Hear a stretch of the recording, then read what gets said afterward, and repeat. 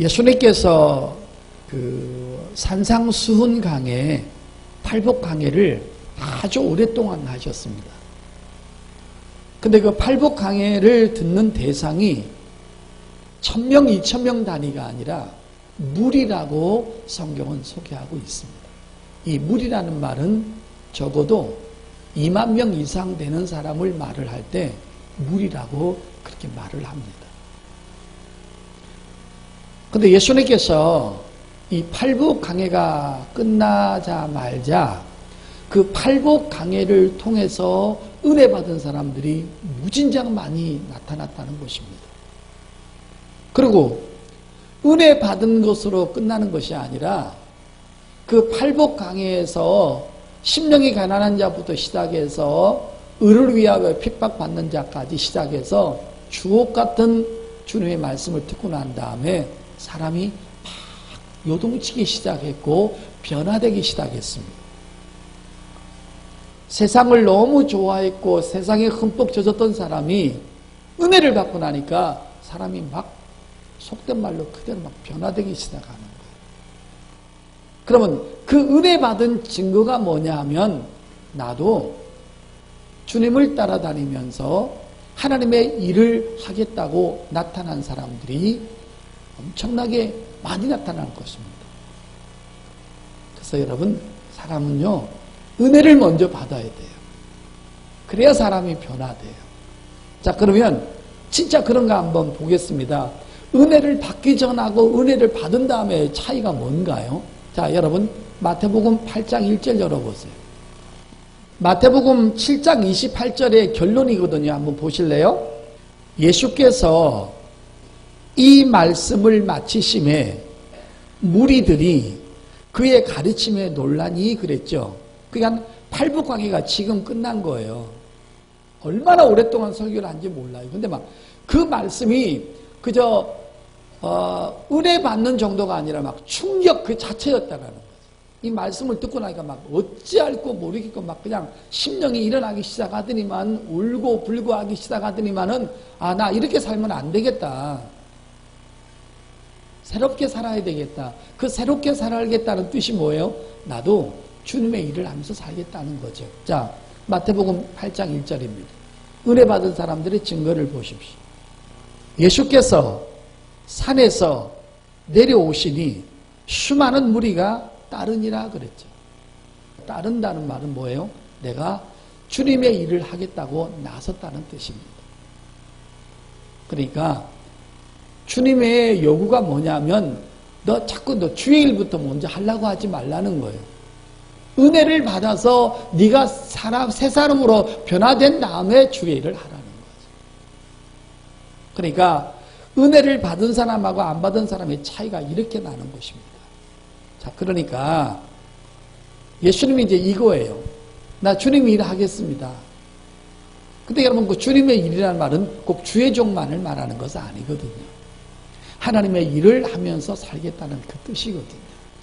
이제 목적이 하나님을 향한 삶으로 바뀌어졌다는 뜻이죠. 그렇게 주의 일을 하겠다고 나타나는 사람들에게 우리 주님이 최종적으로 말씀을 하는 거예요. 너희가 은혜 받은 거 참 좋고 은혜 받아서 하나님의 일을 하겠다고 결단하는 거 너무너무 좋은 일이지만 너희가 하나님의 일을 하려면은 너희는 소금 같은 신앙, 소금 같은 마음, 소금 같은 자세를 갖지 아니하고는 주의 일을 할 수가 없다라는 거죠. 그래서 여러분, 제가 첫 번째 뭐예요? 지난주에 소금은 뭡니까? 소금은 맛을 내는 거라 그랬습니다. 하나님을 향해서 아름다운 맛을 내는 것이 하나님의 사람들이 걸어가야 할 길인 것입니다. 저 사람만 보면 세상 맛이 나고 저 사람만 보면 교회 가고 싶지 않고 저 사람만 보면 타락하는 그런 맛을 내는 사람은 절대로 주의 일을 할 수가 없다는 것입니다. 신앙의 맛이라는 거죠. 예배하는 맛, 기도하는 맛, 하나님 앞에 찬양하고 감사하는 맛. 어쩌면 저런 환경 속에서도 저 사람은 끔찍하지 않고 시험 들지 않고 하나님을 섬길 수 있을까? 다른 사람으로 하여금 이 신앙의 아름다운 맛을 낼 수 있는 사람이 되어야만이 하나님의 일을 할 수 있다는 것입니다. 오늘 소금에 대한 특성 두 번째입니다. 소금은 녹아야 한다는 것입니다. 너희에게는 반드시 녹는 맛이, 하나님의 일을 하는 사람에게는 녹아내리는 맛이 있어야 된다는 것입니다. 소금이 물에 들어가도 가만히 녹지 않고, 국에 들어가도 가만히 녹지 않고, 찌개에 들어가도 녹지 않는다면 아무런 맛을 낼 수가 없는 거예요. 소금의 절정은 그가 녹아야 한다는 것입니다.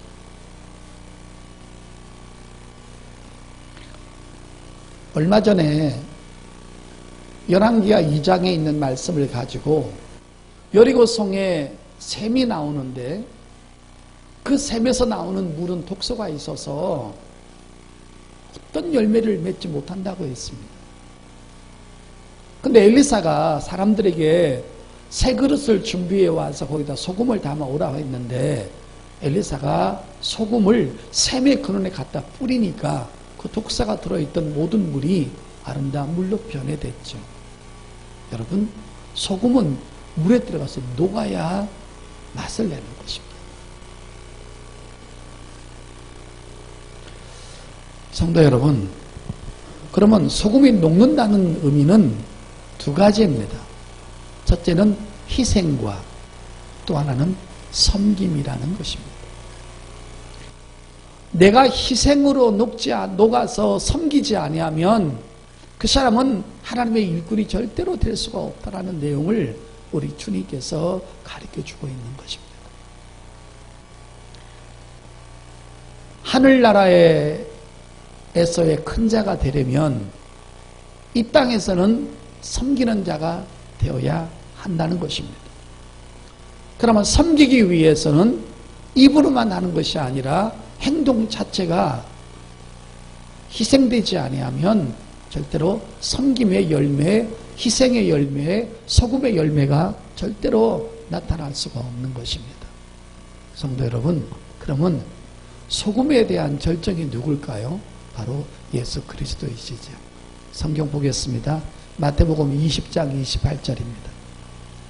인자가 온 것은 섬김을 받으려 함이 아니라 도리어 섬기려 하고 자기 목숨을 많은 사람의 대속물로 주려 함이니라. 자, 이 섬김의 절정은 예수 그리스도께서 우리에게 보이신 거죠. 여러분, 그분은 창조주십니다. 그분은 신이십니다. 그분은 죄가 전혀 없으신 의인이십니다.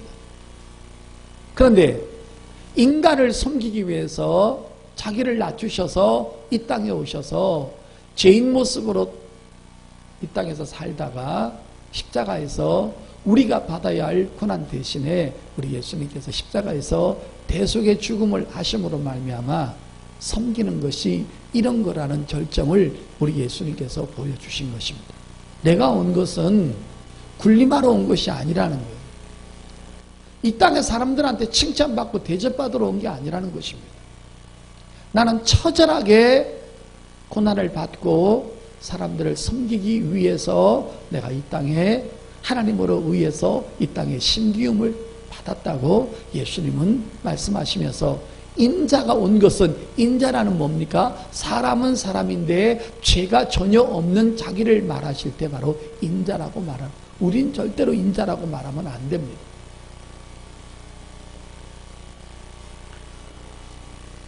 지금 예수님께서는 세상 왕국에서 펼쳐질 일과 메시아 왕국, 천국 왕국에서 펼쳐질 일에 대해서 우리에게 아주 자세하게 설명을 해주고 있는 것입니다.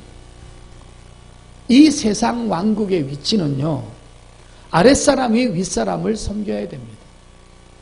나이가 적은 사람이 많은 사람을 섬겨야 됩니다. 약한 자가 강한 자를 섬겨야 되고요, 힘 없는 자가 힘 있는 자를 섬겨줘야 됩니다. 그리고 이 땅에는 을이 갑을 섬겨야만 되는 그런 세상 왕국의 위치가 세상 위치라는 것입니다. 그러나 메시아 왕국, 천국의 왕국은 그런 것이 아니라는 것입니다.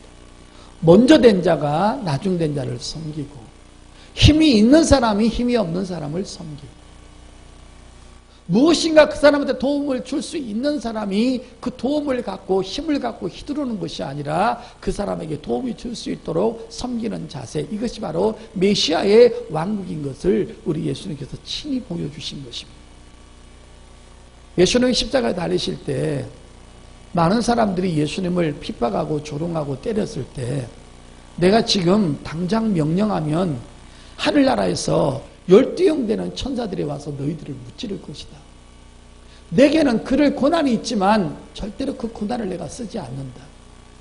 다른 사람을 섬기기 위해서는 자기 고난을 쓰지 않아야만 되는 것이고, 메시아의 왕국은 먼저 된 자와 힘 있는 자가 아랫사람을 먼저 섬기는 것이 메시아의 왕국인 것을 우리 예수님께서 철저하게 가르쳐주고 있는 것입니다.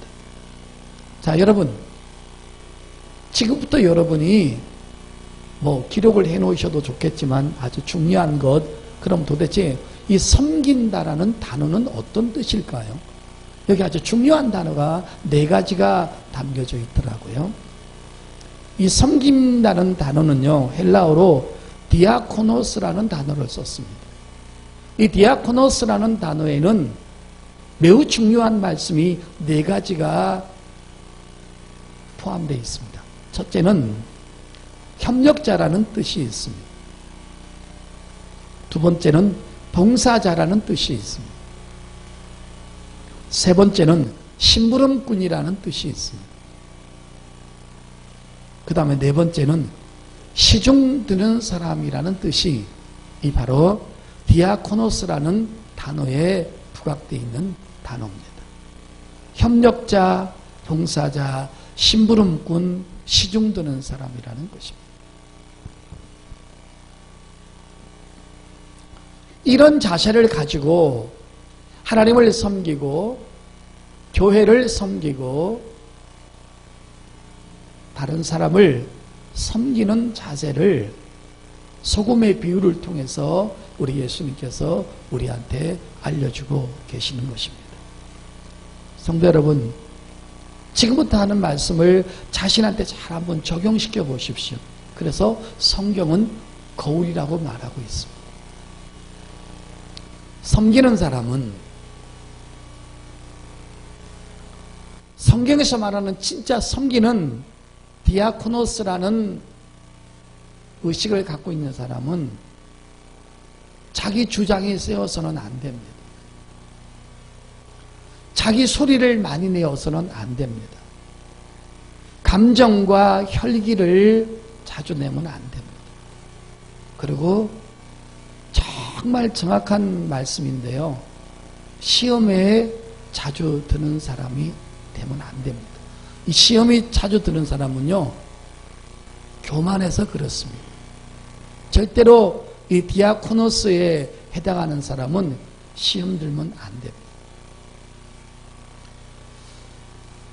주장하는 자세가 되어서는 안 됩니다. 군림하는 자세가 되어서는 안 됩니다. 그 다음에 정말 중요한 단어인데요, 네 스스로 결정권을 가져서는 안 된다는 것입니다. 너는 이래서 안 돼, 너는 저래서 나빠, 너는 틀렸어, 네가 너를 다른 사람에 대해서 결정하지 말라는 거예요. 그 결정은 하나님만 하실 수 있더라. 오늘 시험 드는 사람, 말 많은 사람들 보면 너무 결정권이 강하다는 거예요. 자기가 전부 다 옳다고 결정을 하는 거예요. 남이 나쁘다고 전부 다 결정을 하는 거예요.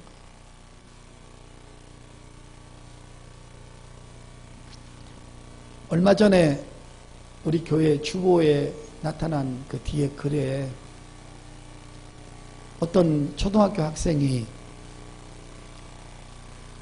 잠을 자고 있었는데 공부 시간에 잠을 잔다고 선생님이 다가가서 깨웠는데도 얼굴이 뻘개가지고 계속 눈이 시뻘겋어서 자고 있었죠. 그래 얼굴이 시뻘개졌지. 너 왜 그러냐 그러니까 술을 먹고 왔다 그랬죠. 그래서 선생님이 화가 나서 계속 때렸습니다. 무슨 결정입니까? 나는 선생이고 너는 학생이고, 그 다음에 학생은 공부할 때 술을 먹고 오면 안 된다는 그 결정권을 가지고 때린 것입니다. 그 왜 술을 먹었냐고 하니까 어린아이가 배가 너무 고파서 그게 술 기운이 있는지 모르고 그냥 먹다 보고 나니까 그게 술이 채서 그렇게 해서 그렇게 됐다고 하니까 온 교우들하고 선생님이 울었다라는 기록을 본 적이 있습니다. 여러분, 결정을 네 마음대로 해서는 아니 된다는 것입니다. 상대편에 대한 얘기도 들어보지도 않고 혼자서 생각하고 혼자서 기준하고 혼자서 결정 짓고 혼자서 결정을 내리면서 화내고 성질 부리고 이런 것들은 하나님의 일을 하는 사람으로서 적합하지가 않다라는 것입니다. 교회는 열심히 하는 사람들이 얼마든지 있습니다. 다른 사람보다 특별한 재능을 가진 사람들도 얼마든지 있습니다. 다른 사람보다 기도도 더 많이 하고 헌금도 더 많이 하고 죽도록 봉사도 더 열심히 하는 사람들이 얼마든지 있을 수 있습니다. 그런데 그 봉사한 것 때문에 그 사람이 결정권을 내려서는 안 된다는 것입니다. 나는 왜 이렇게 열심히 했는데 너는 왜 조금밖에 안 하냐는 거예요. 그래서 봉사를 열심히 하지 않는 사람에 대해서 질타를 하고 야단을 치면 안 된다는 것입니다. 그럼 결정권을 네가 가져서는 안 된다는 것입니다. 제가 이쪽 교회 오기 전에 저쪽 교회에 있을 때 봉사를 열심히 하는 사람들이 꽤 있었습니다. 근데 그 자기가 봉사하는 것을 덜 사람들한테 표출을 시키는 것입니다. 그리고는 봉사를 하지 않는 사람을 질타하고 야단을 치는 것입니다. 성도 여러분, 여러분은 좀 잘 생각하셔야 됩니다. 여러분의 위치를. 여러분 같은 성도인 것입니다. 성도가 성도를 질타할 수 없는 것입니다. 여러분, 목사도 성도를 질타할 수가 없는데 어떻게 성도가 성도를 질타할 수 있고 네 스스로 결정을 내릴 수가 있냐는 것입니다. 너 때문에 공동체가 시끄럽고 사람들이 소란이 일어나고 마음 상하고 차라리 봉사를 하지 않고 가만히 있는 게 낫지, 헌금을 좀 한다고 봉사를 좀 한다고 열심히 한다고 온 사람한테 너는 왜 그것밖에 안 되냐고 네 스스로의 결정권을 내려서는 안 된다는 것입니다. 주님은 오늘 소금의 비유를 하면서 그렇게 하지 말라는 것입니다.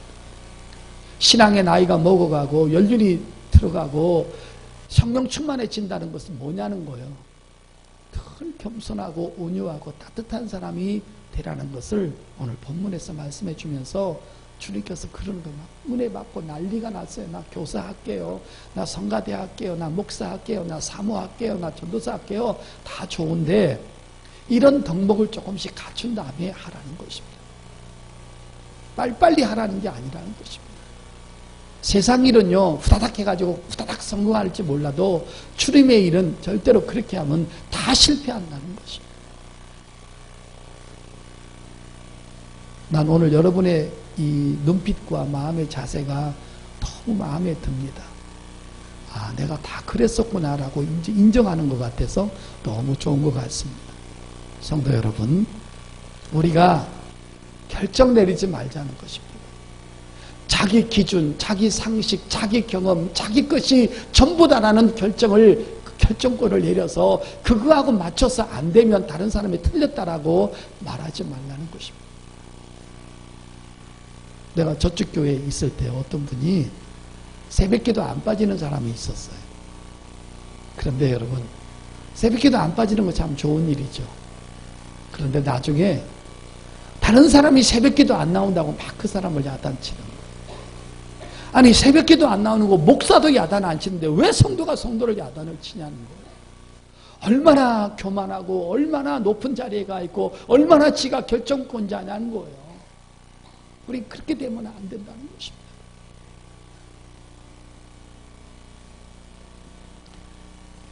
오늘 주님이 이 말씀을 우리에게 가르쳐 주고 있습니다. 성도 여러분, 그러면 예수님은 이 땅에 오셔서 어떤 일을 하시면서 어떤 행동을 하셨을까? 여러분, 예수님은 누구예요? 하나님이신데 이 땅에 왜 오셨어요? 우리 섬기러 오셨어요. 그리고 온 인류를 구원하기 위해서 이 땅에 오셨어요. 그런데 예수님은 매 맞고 침뱉음을 당하고 빨가벗고 십자가에 올라가고 수많은 사람을 고치고 치료하고 배신당하고 그랬을 때도 예수님은 이렇게 일을 하셨다는 거죠. 자, 마태복음 12장입니다. 마태복음 12장 18절에서 20절. 이것이 소금의 역할입니다. 오늘 여러분 이 말씀은 잘 들으시고 잘 묵상하시고 여러분의 마음이 높아질 때마다 이 말씀을 한번 묵상하시길 바랍니다. 보라, 내가 택한 종 곧 내 마음에 기뻐하는 바 내가 사랑하는 자로다. 내가 내 영을 그에게 줄 터이니 그가 심판을 이방에 알리게 하리라. 그는 다투지도 아니하며 들레지도 아니하리니 아무도 길에서 그 소리를 듣지 못하리라. 상한 갈대를 꺾지 아니하며 꺼져가는 심지를 끄지 아니하기를 심판하여 이길 때까지 하리니. 자, 19절이 절정입니다. 그가 누구예요? 예수님이죠. 다투지도 아니하고 자기가 봉사 많이 한다고 해서 어떤 사람하고도 다투지 않는 것입니다. 능력이 있다고 해서 다투지 않아요. 그 다음에 들리지도 아니하고 아무도 길에서 그 소리를 듣지 못하더라 그랬습니다. 여러분, 저 보십시오. 주님은 어떤 표적과 능력을 행해도 자기가 갖고 있는 고난을 누구한테 써서 야, 나 봐라, 나 능력 많지? 나 저런 사람도 용서하는 사람이야. 야, 내가 너 그 못쓸병 고쳐줬는데 너는 헌금이 많으니 뭐니? 그런 주장하는 자세를 한 번도 하신 적이 없다는 것입니다. 상한 갈대를 꺾지 아니했다는 거예요. 자기한테 오는 사람을 쫙다 꺾지 않고 구부르지 아니하고 끄지 않았다는 거예요. 늘 겸손하게, 늘 따뜻하게, 늘 온유하게, 늘 사랑으로 받아주면서 9명의 문둥병자를 치료하셨을 때 9명이 그대로 자기 길로 가잖아요. 주님 앞에 돌아와서 감사하다는 말 한마디 안 합니다. 그래도 9명 어디 갔니? 마음으로는 좀 섭섭하지만 그렇게 하고 말았던 거예요. 오늘 우리가 교회에서 주일을 하면서 열심히 하는 건 좋은데 열심히 하는 것 때문에 네가 결정권자가 되어서는 아니 된다는 것입니다. 어떤 분들은 옛날에 보면 저쪽 교회 있을 때 식당에서 봉사도 엄청나게 많이 하는데요. 너무 소리가 큰 거예요. 성도를 잡들이고 자기 봉사 많이 한다고 얘기를 하고 목사도 할 수 없는 것들을 성도가 성도에게 행하는 것입니다. 더 앞으로 결정하지 말라는 것입니다.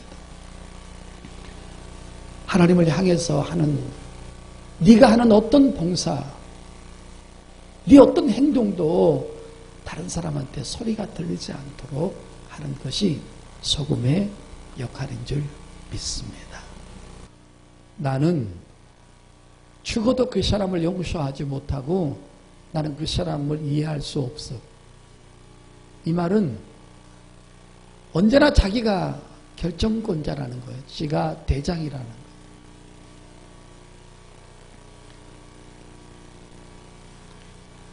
우리 주님은 자기한테 도움 받으러 온 사람들한테 그저 늘 따뜻하게 공평하게 대했어요. 근데 그 일을 마지막까지 섬기면서 우리 예수님은 그 일을 끝까지 마지막까지 했더라. 중간에 파선당하거나 포기하거나 주의를 안 하고 그런 것이 아니라 알아주든 안 알아주든 자기가 일을 하는 그 대상은 하나님이시라는 거예요. 하나님 때문에 신기움을 받았고 하나님 때문에 고난을 받지만은 문제는 뭐냐면 나중에 그 하나님 때문에 나중에 우리 주님은 영광과 존귀를 받을 것을 알고 계시는 거예요. 자, 여러분, 주님께서 마지막 하시는 그 솜씨를 보시겠습니다. 요한복음 13장입니다. 요한복음 13장 1절부터. 유월절 전에 예수께서 자기가 세상을 떠나 아버지께로 돌아가실 때가 이른 줄 아시고 세상에 있는 자기 사람들을 사랑하실 때 끝까지 사랑하시보세요. 끝까지. 가룟 유다를 죽는 그 순간까지 사랑하는 거예요. 끝까지 반역을 해도요, 주님은 주님의 일을 계속하는 거예요. 너는 끝까지 변하지 않냐? 나는 끝까지 변함없이 널 사랑하겠다. 결국은 사랑이 이기지요. 2절이요. 뭐 2절은 읽을 필요도 없고요. 3절부터 보겠습니다. 저녁 먹는 중 예수는 아버지께서 모든 것을 자기 손에 맡기신 것과 또 자기가 하나님께로부터 오셨다가 하나님께로 돌아가실 것을 아시고 저녁 잡수던 자리에 일어나 겉옷을 벗고 수건을 가져다가 허리에 두르고 이에 대야에 물을 떠서 제자들의 발을 씻기시고 그 두르신 수건으로 닦이시다가요. 그랬죠. 여러분 저 보십시오. 예수님은 유다가 마지막까지 변하지 않을 걸 아셨어요. 그래서 뭐라고 하냐면 너는 차라리 나지 않았으면 좋아할 것이라고 얘기를 했어요. 변화 안 될 것도 알았고 나중에 자살할 것도 알았어요. 그런데도 우리 주님은 나를 파는 자가 너냐고 했을 때도 아니라고 부인했어요. 그런데 끝까지 갔어요. 근데 우리 예수님도 끝까지 사랑으로 대하는 거예요. 끝까지 유다의 발까지 씻겼어요. 성도 여러분, 이제 한번 잘 들어보십시오. 다른 사람의 발을 씻기려면 특징이 하나 나타나야 되는데 반드시 자기가 허리를 구부려야 됩니다. 뻣뻣하게 서가지고 그 사람 발을 씻길 수가 없어요. 여러분, 자기가 서가지고 물을 떠가지고 그 사람 머리는 씻길 수 있고 얼굴은 씻길 수가 있는데 발은 절대로 못 씻깁니다. 발을 씻기려면 자기가 허리가 구부러져요. 허리를 구부려야 다른 사람의 발을 씻길 수 있습니다. 뭔 말합니까? 다른 사람을 섬기려면 네 허리가 절대로 뻣뻣하면 안 된다는 거예요.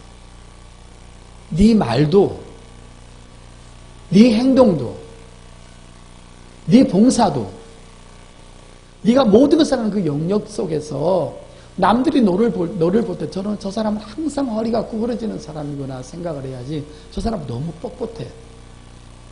저 사람은 성도를 만나면 밥도 잘 사고 성교 헌금도 잘하고 헌금도 잘하는데 그 대신에 너무 뻣뻣해. 그러면 안 된다. 뻣뻣해 가지고는 절대로 사람을 얻을 수가 없다. 소금의 역할이 나타날 수가 없더라. 이 뻣뻣한 사람들은요, 말을 잘 안 듣습니다. 항상 자기가 주장이 옳습니다. 그래서 자기한테 맞아야 기분이 좋지, 안 좋으면 또 성질 부리고 시험 들고 교회 나왔다 안 나왔다 하고. 여러분, 자기가 교만한 것을 전혀 모르는 거예요. 그래서 이 말씀이 항상 자기를 비춰야 돼요.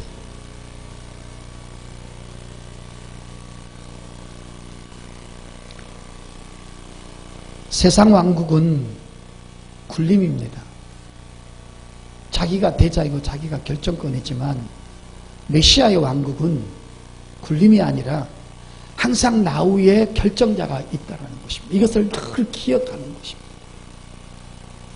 내가 주의 일을 하는 동기, 내가 주의 일을 하는 열망, 내가 주의 일을 하는 모든 열매들, 그 결정권은 하나님이 하신다는 것입니다.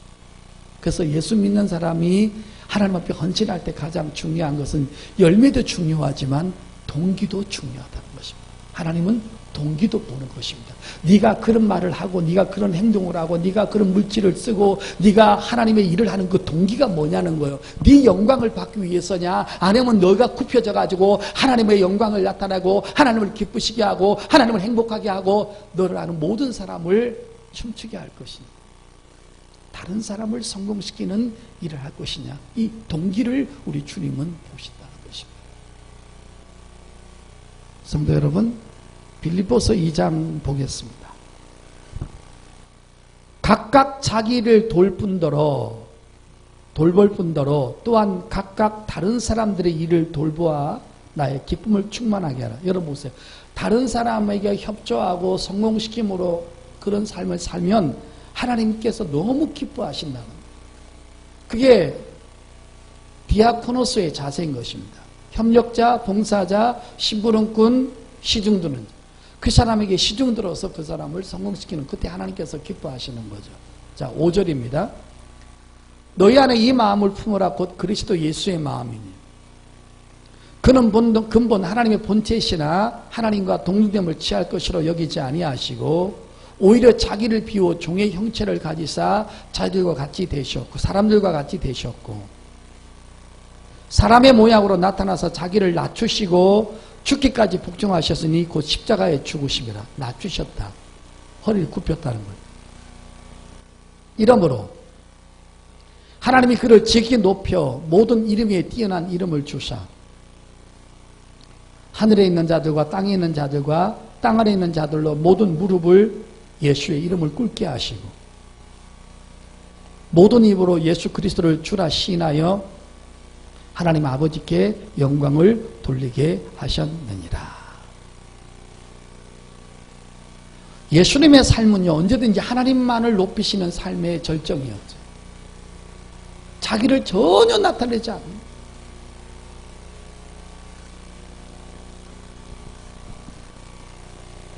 어디 전라도 여수 쪽에 집회를 갔더니만 어떤 한 분이 자기 일생에 모았던 그 돈을 자식들한테 물려주지 않고 하나님의 성전 건축하는데 바치고 돌아가셨는 거예요. 그래서 그 교회에서 보니까 그 사람이 너무 아름다운 일을 하고 그 사람 때문에 교회가 지어지는데 큰 역할을 했다고 해서 그 사람을 기념하는 어떤 기념탑을 하나 세워놨더라고요. 결코 하나님 보시기에는 아름다운 일이라고 저는 생각하지 않습니다. 그런 물질을 주신 것도 하나님이시고 헌금할 수 있는 믿음을 주신 분도 하나님이신 줄 믿습니다. 하나님만 영광 받으셔야지 그 사람이 그렇게 세세토록 비석을 세워놓고 영광을 받을 필요가 있는가, 저는 그렇게 생각을 합니다. 우리가 이렇게 자기의 결정을 내지 않고 다른 사람의 발을 씻기려면 결국은 허리를 굽혀야 되는데, 이런 삶이 이성적으로는 아는데 마음적으로 행동적으로는 잘 안 됩니다. 이렇게 되기 위해서는 절대적인 역할이 하나 있는데 바로 성령 하나님께서 내 마음을, 죄성을, 높아진 마음을 불에 태워야 됩니다. 그래야 꺾어질 수가 있어요. 그래서 우리는 늘 겸손한 마음으로 주의 말씀을 사랑하고 주의 말씀을 아름다운 마음으로 받고 성령께서 나를 변화시킬 수 있는 그런 갈망의 자세를 가져서 늘 성령님을 의지하고 늘 예배 때마다 말씀을 비추어서 그 생명이 이 어둠을 파헤쳐서 진격에 들어올 때 내가 어둠이 공개될 때마다 하나하나 교만의 옷이 하나하나 벗겨지는 줄 믿습니다. 억지로 절대 되지 않습니다. 교만한 사람한테 절대로 훈계할 수 없습니다. 성령의 힘, 성령의 도우심, 성령의 위대한 역사가 나를 지배하고 나를 공격하지 아니하면 나는 여전히 교만한 마음, 높아진 마음, 나의 결정권을 가지고 이 세상의 모든 사람한테 교회 앞에, 주회중 앞에, 성도들 앞에, 하나님 앞에 휘두를 수가 있습니다. 오늘도 주의 말씀을 받으면 제가 그렇습니다.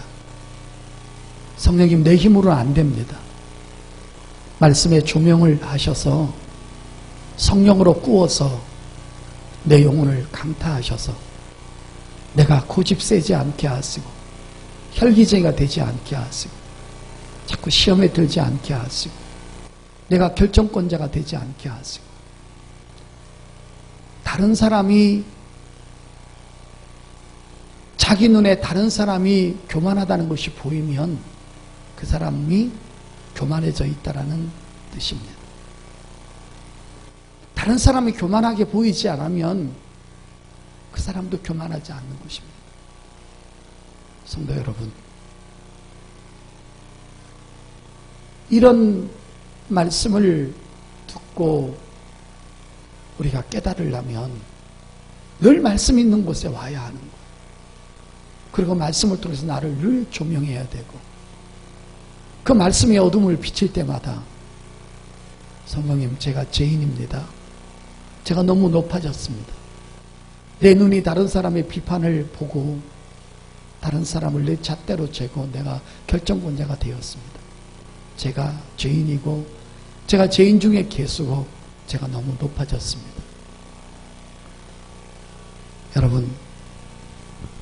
여러분이 누군가를 협조해서 그 사람이 성공되어지고 교회가 편안해지고 목회자가 목회하는데 편안해지고 다른 사람이 여러분을 볼 때마다 늘 행복하고 돌았으면 저분 때문에 내가 신앙이 좋아졌어, 저분 때문에 어려울 때 하나님을 의지하게 됐어라는 아름다운 열매들이 여러분을 통해서 나타나는 참된 섬기는 자, 바로 디아코노스라는 예젤 같은 여러분 될 수 있기를 예수 이름으로 축복합니다. 오늘 주님이 그거 가르치는 것입니다. 소금은 녹아야 합니다. 녹지 아니하면 아프고 딱딱하고 거칠고 찌르고 고통입니다. 그런데 소금이 녹으면 모든 사람에게 맛을 내고 김치 맛도 내고 국맛도 내고 신앙의 맛을 내는 아름다운 사람이 될 수 있다는 것입니다. 귀신 내어 쫓고 기도 많이 하고 봉사 많이 하는 것이 중요한 것이 아니라 언제나 종의 입장이 되어서 결정권자가 되지 말라는 것입니다. 말도 함부로 하지 말고 정죄하지 말고 틀렸다고 말하지 말라는 것입니다. 그럴 수도 있지. 여러분, 너그럽고 따뜻하고 그리고 많은 아름다운 열매를 맺으셔서 하나님과 교회와 성도들 앞에 정말 잘했다고 칭찬받는 저와 여러분 소금 같은 역할을 할 수 있기를 예수 이름으로 축복합니다.